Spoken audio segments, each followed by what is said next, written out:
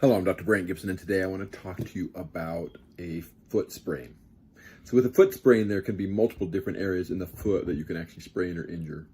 A sprain is something that usually will happen in two ligaments or two joints. So you can sprain the big toe joint, for example. You can sprain the midfoot area, whether it's in the tarsals or the metatarsal areas. And in so doing, you can actually get pretty good discomfort, pretty good problems because of those sprains. So a sprain can actually be three types. When you do a sprain, you can do a grade 1 sprain, a grade 2 sprain, or a grade 3 sprain, with grade 3 being the most severe. Grade 1 is an injury that's very mild, cause little tears or stretching of the ligaments. Grade 2 would be a partially torn ligament, and grade 3 would be completely torn. So when you have an ankle sprain and you have a grade 1, it usually recovers quicker than a grade 3. Same thing with the foot. If you have a foot sprain and it's a grade 3 sprain, it's going to be a lot more severe. It's going to take longer to heal. So what are your options if you have a sprain?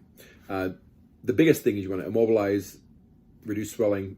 Ibuprofen, for example, can actually reduce swelling and give it time to recover. Sprains typically take 4 to 6 weeks to recover, although just like ankle sprains, if you use a laser on a sprain of the foot, you can actually shorten that time to about 2 weeks. So MLS laser will improve the healing and speed up that injury. So if you have an injury of your foot, you've had x-rays and they're negative showing that there is not fractures, assuming that they are read correctly and they aren't missing stress fractures. But if there's not a fracture, then a sprain is the most likely at that point, and we usually evaluate it and determine which joint is sprained and what the treatment options are, whether we're doing strapping, which is certain types of taping to immobilize it, whether we're putting you in a shoe or a boot.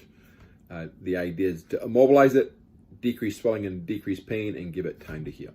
This is Dr. Brandt Gibson, and this is your neuropathy, your Podiatry Tips Day 89.